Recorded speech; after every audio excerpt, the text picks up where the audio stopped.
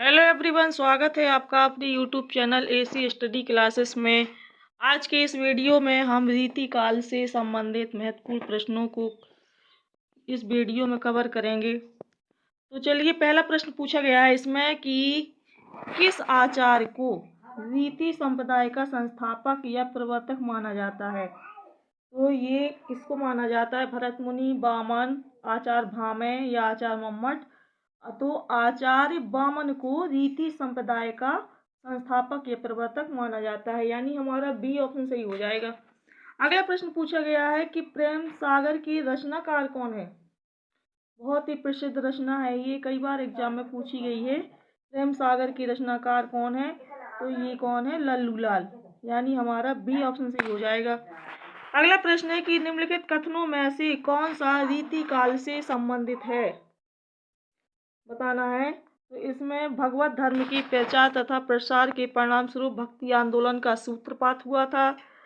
इस काल में वीर गाथाओं की रचना प्रवृत्ति की प्रधानता थी, या फिर इस काल में सामान्य रूप से श्रृंगार प्रधान लक्षण ग्रंथों की रचना हुई। इस युग में रूढ़िवादी या और बाह्य आडंबरों का विरोध किया गया। तो इस प्रश्न में हमारा तीसरा ऑप्शन सही हो जाएगा, सी ऑप्शन सही होगा इसमें। अगला प्रश्न है कि निम्नलिखित में से श्रृंगार और लक्षण ग्रंथों की रचना किस काल में की गई? आदिकाल, भक्तिकाल, रीतिकाल या वर्तमान काल। तो श्रृंगार और लक्षण ग्रंथों की जो रचना की गई थी ये हमारे रीतिकाल में की गई थी। अगला प्रश्न है कि निम्नलिखित में से रीतिकालीन कवि कौन सा है? मीराबाई, रसखान, घनानंद या मैथिली शरण गुप्त। तो ये कौन है? ये घनानंद को माना जाता है। अगला प्रश्न है कि महाकवि भूषण की रचना कौन सी है? बहुत ही प्रसिद्ध रचना है ये इनकी, कौन सी? छत्रसाल।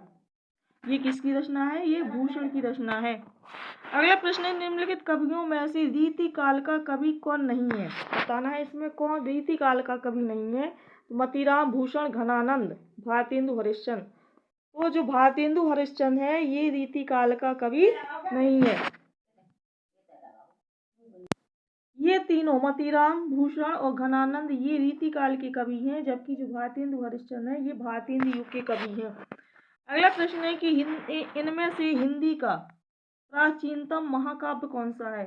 महाकाव्य पूछा गया है, सबसे प्राचीन महाकाव्य रामचरितमानस, पद्मावत, पृथ्वीराज रासो या प्रिय प्रवास। तो जो पद्मावत है ये क्या है? प्राचीनतम महाकाव्य माना जाता है। अगला प्रश्न, निम्नलिखित कवियों में से रीतिबद्ध और रीति मुक्त कवियों का चुनाव कीजिए, बताना है इसमें कौन रीतिबद्ध और रीति मुक्त दोनों में आता है। तो केशवदास ये क्या है? रीतिबद्ध और रीति मुक्त कवि माने जाते हैं ये।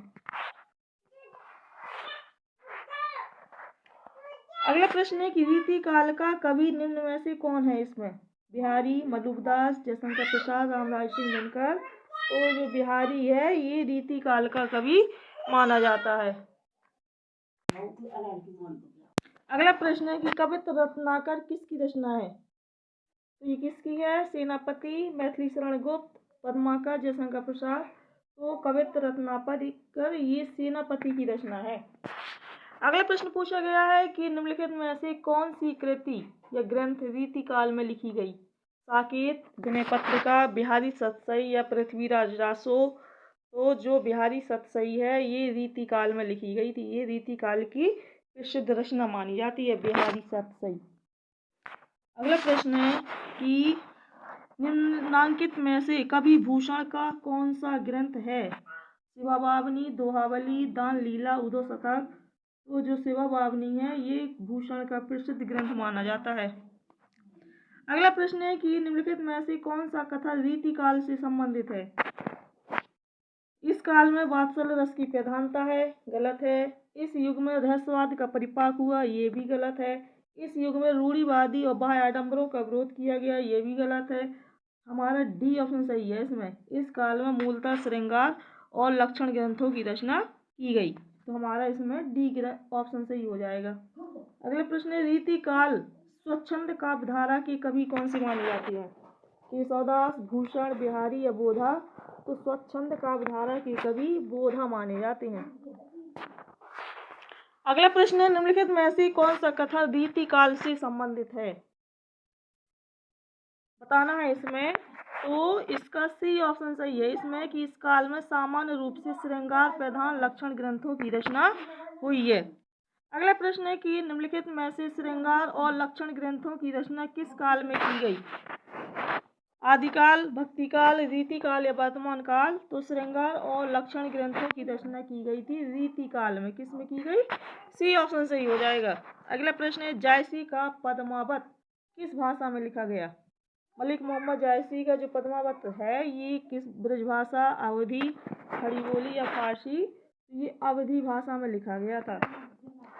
अगला प्रश्न है निम्नलिखित में से कौन सा कवि रीति मुक्त काव्यधारा का कवि है? रीति मुक्त पूछा गया है। चिंतामणि, केशव, ठाकुर या देव?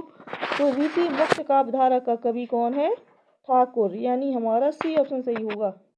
अगला प्रश्न है कि छायावाद युगीन कवि कौन सा है? भूषण, मैथिली शरण गुप्त, कबीर, जयशंकर प्रसाद?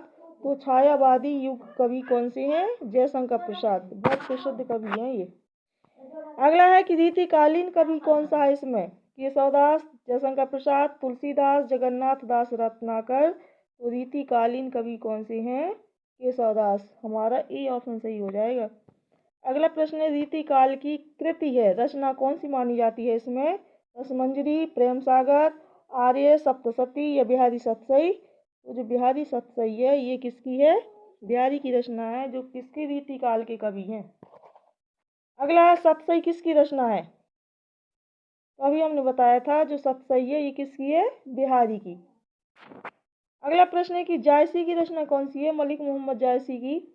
सूर सरावली, चंदायन, पल्ला, पद्मावत? तो जो पद्मावत है ये किसकी रचना है? मलिक मोहम्मद जायसी की रचना। अगला प्रश्न है कि छत्रसाल दशक के कवि कौन से हैं? छत्रसाल दशक के कवि भूषण, मैथिली शरण गुप्त, भारतेंदु या बिहारी? तो छत्रसाल दशक के जो कवि हैं ये कौन माने जाते हैं? ये भूषण माने जाते हैं। अगला प्रश्न पूछा गया है पद्मावत किसकी रचना है? सूरदास, भूषण, मलिक मोहम्मद जायसी या भिखारी दास? ये किसकी है? मलिक मोहम्मद जायसी की रचना। अगला प्रश्न है मलिक मोहम्मद जायसी के रचनाकार कौन से हैं? मलिक मोहम्मद जायसी की रचना इसमें पूछी गई है कौन सी है? तो अखरावट, नागलीला, दोहावली, गीतावली? अखरावट जो रचना है ये किसकी है? मलिक मोहम्मद जायसी की। अगला प्रश्न है रामचंद्रिका की रचयिता कौन है? कबीरदास, बिहारी, केशवदास, सूरदास? रामचंद्रिका के रचयिता कौन माने जाते हैं? केशवदास। अगला प्रश्न है कि शिवराज भूषण की रचयिता कौन है? चिंतामणि, भूषण, केशवदास, सूरदास? तो शिवराज भूषण के जो रचयिता हैं ये कौन है? भूषण। अगला प्रश्न दिया गया है हमारा कि भूषण द्वारा रचित कौन सी है? शिवा बावनी, पद संग्रह, कवि प्रिया, रतन बावनी? तो कौन सी है? शिवा बावनी। ये किसकी है? भूषण की रचना है। तो गाइस ये हिंदी साहित्य के रीतिकाल के महत्वपूर्ण 30 क्वेश्चन थे जो आपके एग्जाम के लिए बहुत ही यूजफुल है। अगर वीडियो पसंद आया हो तो लाइक कीजिए, और अगर इसमें कोई भी त्रुटि या कमी समझ में आई हो तो कमेंट बॉक्स में लिख करके ज़रूर बताइए, और चैनल को सब्सक्राइब कीजिए। Thank you so much.